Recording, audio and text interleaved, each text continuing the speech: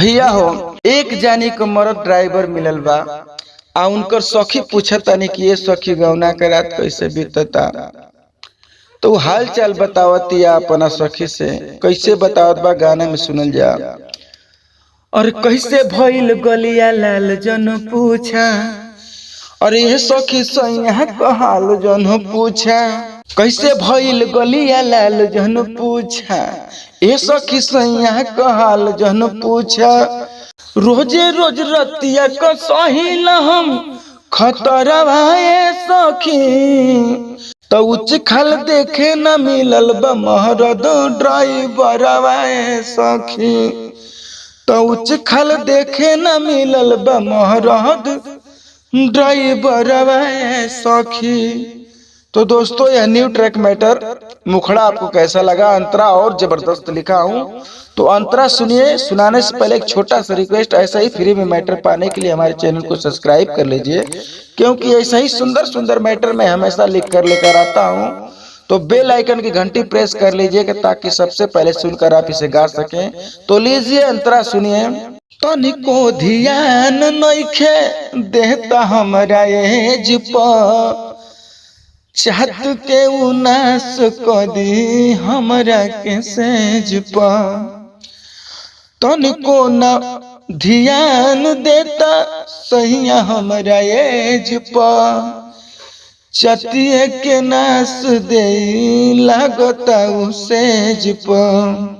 और एको दिन सैया न करता या तोर, कहेला भले हम हो जाइब पातर।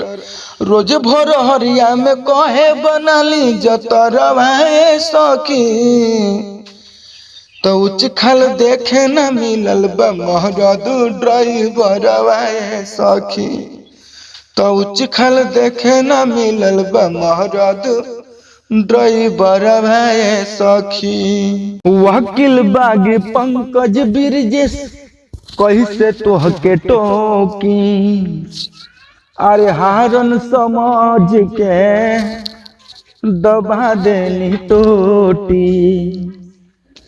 श्री राम ड्राइवर सुना कैसे तोहके टोकी, अरे हारन समझ के हमार दबा देला टोटी। सहिया बेदर्दी ना बुझेला बात हो जाला शुरू जब हो खेला रात हो। अरे रोजे सिखावे मुहब्बत का मंत्र वाए सखी, तो उच्च खल देखे न मिलल बा महरद ड्राइवर वाए सखी। तो उच्च खल देखे न मिलल बा सैया मोर ड्राइवर वाए सखी। तो दोस्तों यह गर्दा मैटर किसे किसे गाना है, एकदम न्यू ट्रैक बनवाना होगा और बहुत ही जबरदस्त मैटर है दोस्तों। आशा करूंगा कि यह गाना जरूर मार्केट में गर्दा मचाएगा। तो आप जिस सिंगर भाई को गाना हो गाए, बिल्कुल फ्री में, इसका कोई चार्ज नहीं है। ऐसा ही सुंदर सुंदर मैटर मैं हमेशा आपके लिए लाऊंगा।